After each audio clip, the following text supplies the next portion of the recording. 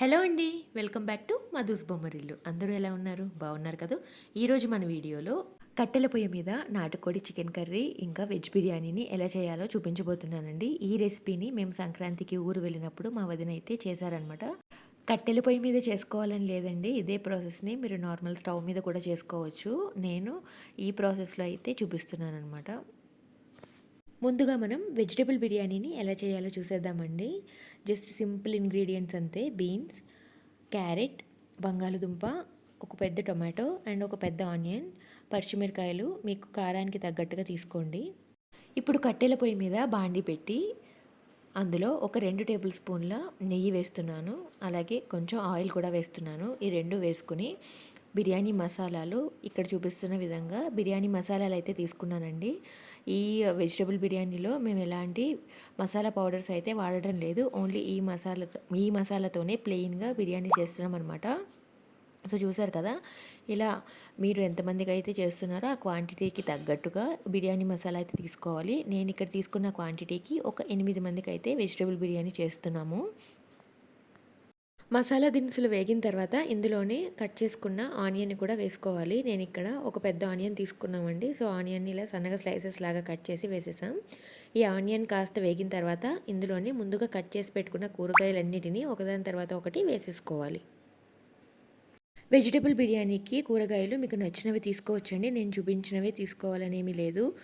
ఇందులో క్యాలీఫ్లవర్ కూడా యాడ్ చేసుకుంటారు కొంతమంది. సో వెజిటబుల్స్ మీ పిల్లలు, మీ ఫ్యామిలీ ఏవైతే ఇష్టపడతారో సో అవి కూడా యూజ్ చేసుకోవచ్చు. ముక్కలన్నీ వేసేసుకొని ఇందులో తగినంత కల్లుప్పు వేసుకున్నాము ముక్కలు కొంచెం మగ్గటానికి. అవి కొంచెం మగ్గిన తర్వాత ఇందులోనే ఒక గుప్పెడు కొత్తిమీర అలాగే పుదీనా కూడా వేసి ఒకసారి బాగా మిక్స్ చేసుకోవాలి.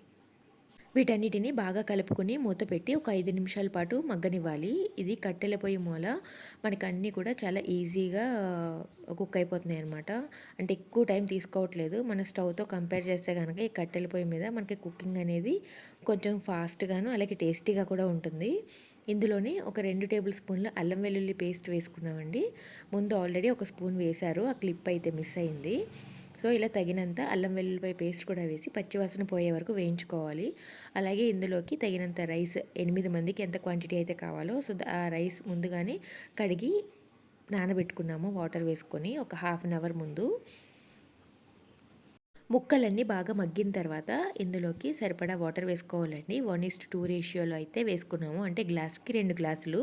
ఇవి కొన్ని బియ్యానికి కూడా వేరువేరుగా ఉంటాయన్నమాట. కొన్ని తగ్గించి వేసుకున్నా ప్రాబ్లమ్ ఏమీ లేదు. ఒక్కొక్కసారి 1:2 రేషియోలో ఏమవుతుందంటే అన్నం మనకి ముద్దగా అయిపోతుంది. సో చూసుకుని వేసుకోండి వాటర్ అయితే. వాటర్ తెరలు కాగిన తర్వాత ఇందులోనే మనం ముందుగా కడిగి నానబెట్టుకున్న రైస్ కూడా వేసేసుకోవాలి. బిర్యానీ ఉడికిన తర్వాత వీడియో అయితే మిస్ అయిందండి. సో నా దగ్గర ఉన్న ఫోటో క్లిప్ అయితే యాడ్ చేస్తున్నాను. చూసారు కదా ఎంత పొడి పొడిగా వచ్చిందో. టేస్ట్ కూడా చాలా బాగుంది. బిర్యానీ అనుకుంటారో ప్లెయిన్ బగారా రైస్ అనుకుంటారో ఏవైనా సరే ఇలా వెజిటేబుల్ బిర్యానీ అయితే చాలా టేస్టీగా వచ్చిందండి. అలాగే నెక్స్ట్ మనం కట్టెల పొయ్యి మీద నాటుకోడి చికెన్ చేయబోతున్నాం అనమాట. సో దానికోసం మంట అనేది అడ్జస్ట్ చేసుకొని మళ్ళీ ఒకసారి ప్రాపర్గా సెట్ చేస్తున్నారు ఇక్కడ మా వదిన. సో ఈ విధంగా మంట వచ్చిన తర్వాత మనం ముందుగా ఇలా కడాయి పెట్టుకోవాలి. ఈ నాటుకోడి కర్రీనైతే ఇలా మట్టి కుండలో వండుతున్నారండి. సో కట్టెల పొయ్యి, మట్టి కుండలో వండడం మాలోనే ఏమో తెలియదు కానీ టేస్ట్ అయితే చాలా బాగా వచ్చింది నిజంగానే. సో ఆ మట్టి పాత్ర కాస్త హీట్ అయిన తర్వాత ఇందులోనే 4 యాలకులు, 4 లవంగాలు వేసి మనం ముందుగానే కట్ చేసి పెట్టుకున్న ఉల్లిపాయలను కూడా వేస్తున్నారు. చికెన్ మనకి ఆల్మోస్ట్ 1.5 నుంచి 2 కిలోల లోపు ఉందండి. సో దానికి తగ్గట్టుగా మీరు ఆనియన్స్ అయితే వేసుకోండి. చూసారు కదా ఈ విధంగా మంట అడ్జస్ట్ చేసుకుంటూ ఉండాలి. మనకి ఎక్కువ తక్కువ అవ్వకుండా ముందుగా కట్ చేసి పెట్టుకున్న ఆనియన్స్ని అన్నీ వేసేసి ఇందులోనే కాస్త కల్లుప్పు వేసి కాసేపు మగ్గనివ్వాలి. ఈ ఉల్లిపాయలు వేగుతుండగానే ఇందులోనే కాస్త పసుపు కూడా వేసి ఒకసారి బాగా కలుపుకొని ఉల్లిపాయలు బాగా వేయించుకోవాలండి. ఉల్లిపాయలు లైట్ బ్రౌన్ కలర్ వచ్చే వరకు వేయించుకుంటే కనుక టేస్ట్ బాగుంటుంది. ఇప్పుడు ఇందులోనే నేను ముందుగా నాటుకోడినైతే ఉప్పు, కారం, పసుపు, అల్లం వెల్లుల్లి పేస్ట్ అండ్ ఆయిల్ వేసి మ్యారినేట్ చేసి పక్కన పెట్టారు. సో అలా మ్యారినేట్ చేసిన దాన్ని మనం ఇలా వేసేసి ఒక 10 నిమిషాల పాటు అటు ఇటు కలుపుతూ ఉడకనివ్వాలన్నమాట.